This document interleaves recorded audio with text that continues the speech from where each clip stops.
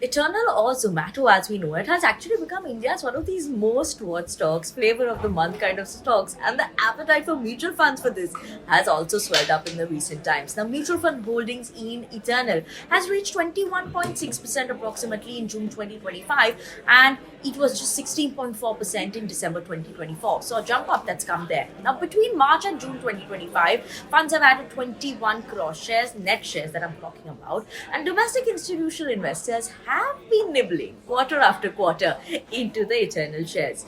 Now, who are the biggest mutual fund holders?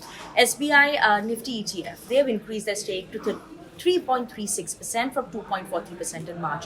Kotak Flexi Cap Fund 2.5% is what they hold in June now.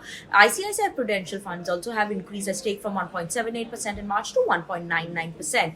HDFC Mid Cap Fund, that's a part of it as well. Nippon India, that's also increased its stakes. Axis ELSSC, that has also increased stake. Now, these are not the only funds that have invested here. There are a lot of funds that have entered the space as well, both large and small cap funds, which are 1% below shareholding. So those details are also there. So a lot of interest that's coming up. Now, what's driving the shift?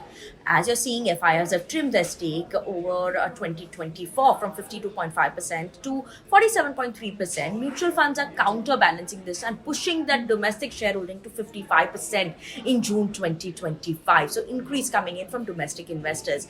Mutual funds are betting big on Zomato's growth story after the Q1 FY26 numbers. We've seen the run-up coming in as well.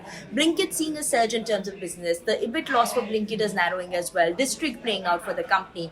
So if you are diverse and if you have invested in equity funds, then there are chances that you are always and already a part of the Eternal story. And after the run-up that we've seen coming in after the QY FY26 numbers, consider yourself eternally fortunate to have invested in any of these mutual funds.